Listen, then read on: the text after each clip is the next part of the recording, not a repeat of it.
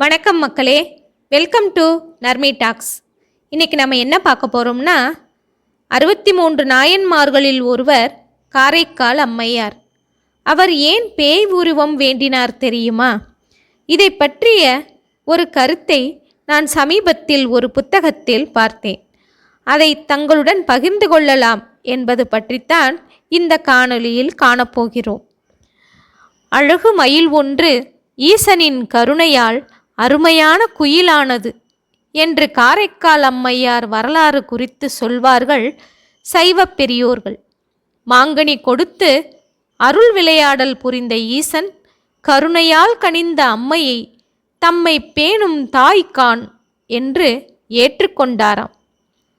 தமிழும் இசையும் அம்மைக்கு இரு கண்களாக, வைராகியம் பக்தி எனும் இரு கால்களின் துணையோடு தலங்கள் எங்கும் பயணப்பட்டார் காரைக்கால் அம்மையார். அழகே உருவான புனிதவதியார் காரைக்கால் அம்மையாராக மாற்றம் பெற்றார் என்றாலும் பெரிய புராணமும் திருத்தொண்டர் தொகையும் அவரை பேயார் என்றே குறிப்பிடுகின்றன.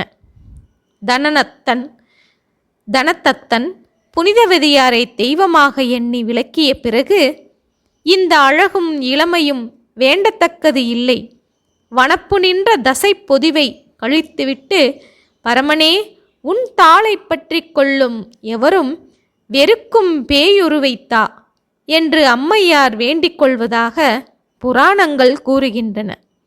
ஆனால் இது ஒரு பொதுவான கருத்து. கைமை கோலமோ துறவு கோலமோ ஏற்காத அந்த பெருமாட்டியார் ஏன் பேய் உருவம் வேண்டினாள் என்று உற்று நோக்கினால் ஒரு பெரிய உண்மை நமக்கு புலப்படும். அவரின் பாடல்களில் அந்த ரகசியம் இருக்கின்றது. தமது பாடல்களில் ஈசனை வெளியிலிருந்து போற்றி பாடாமல் உள்ளே உணர்ந்து ஈசனோடு கலந்து பேய்க்கணத்தில் ஒரு பேயாகவே தன்னை உருவகப்படுத்தி கொண்டார் அம்மையார். அனவரதமும் ஈசனின் நினைவாகவே இருப்பவராலேயே இது போன்று மாறிவிட முடியும்.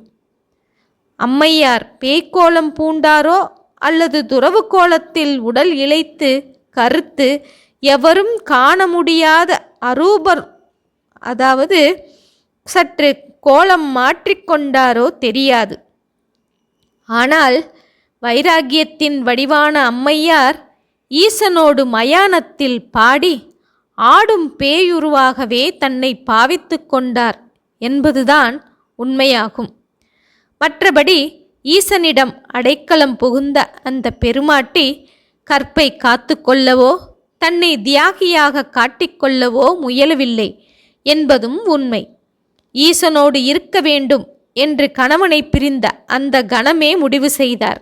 அதற்கு ஏதுவாக பேய் கணமாக தன்னை உணர்ந்து கொண்டார். சிவஞானியான பிறகு தன்னை எவரும் விழுந்து வணங்குவரோ என்று அஞ்சினார். அது அபச்சாரமாகவே கருதினார். அதற்காகவே பேய் வடிவம் கொண்டார் என்றும் கூறப்படுகின்றது. ஆனால் அதுவும் உண்மையில்லை. அம்மையார் கூடுமானவரை மக்களிடமிருந்து விலகியே இருந்தார். திருக்கூத்தில் பெரும் கூத்தான சுடலை கூத்தை கண்டு அவற்றை கழிப்பவைதான் பேய்களும் பிசாசுகளும். அந்த யோக கூத்தை காண விரும்பிய அன்னை பேயுரு கொண்டாள் என்பதில் சந்தேகம் என்ன? மற்றபடி உலகை வெறுத்து மாறவில்லை. அதனால்தான் திருவாலங்காட்டு மயானத்தில் நான் பாட நீ ஆட அருள வேண்டும் என்று கேட்டுக்கொண்டு எப்போதும் திருவடியில் இருக்கும் வரத்தை பெற்று கொண்டார். அப்போதுதான் கொங்கை திரங்கி எனத் தொடங்கும் தன் பேயுருவை விவரிக்கும் பாடலையும் பாடினார். அம்மை விரும்பி ஏற்றுக்கொண்ட அந்த பேயுரு வடிவம் ஈசனோடு என்றும் இருக்கவே என்று சைவ இலக்கியங்களும் கூறுகின்றன. காரைக்கால் அம்மையார் சிவபெருமானை துதித்த புலவர் மட்டுமல்ல, மாபெரும் சைவ ஞானியாகவும் சைவ கருத்துக்கள் பலவற்றை முதலில் வெளியிட்ட குருவாகவும் விளங்குகின்றார். பிறவாமை காக்கும் பிரான் என்று பிறவா நிலையை குறித்து முதலில் பாடியதும் அதை கொடுக்கக்கூடிய தலைவர் ஈசன்தான் என்று குறிப்பிட்டதும் இந்த காரைக்கால் அம்மையார்தான்.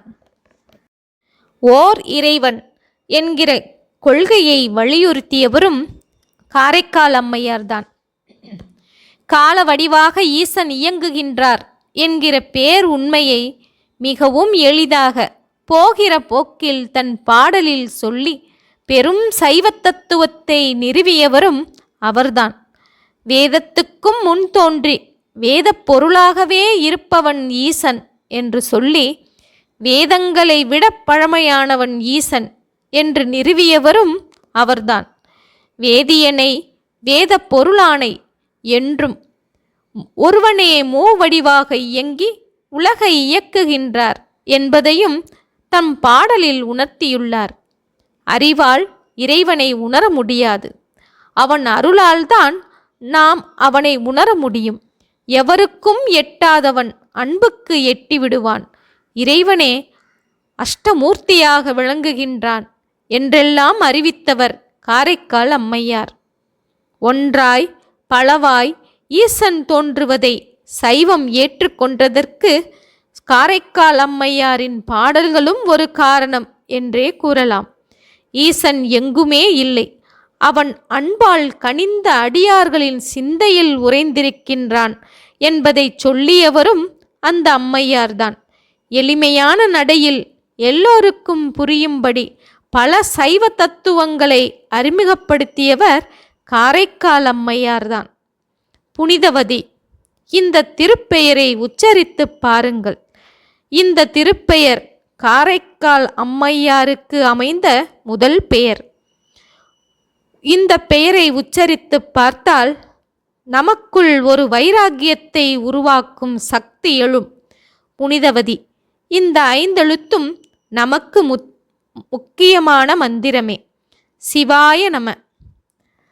ஓகே மக்களே, காரைக்கால் அம்மையார் ஏன் பேயுருவம் தரித்து கொண்டார் என்பதற்கான விளக்கத்தை பார்த்தோம் அல்லவா? மீண்டும் இது போன்ற ஒரு செய்தியுடன் சந்திப்போம். நன்றி, வணக்கம்.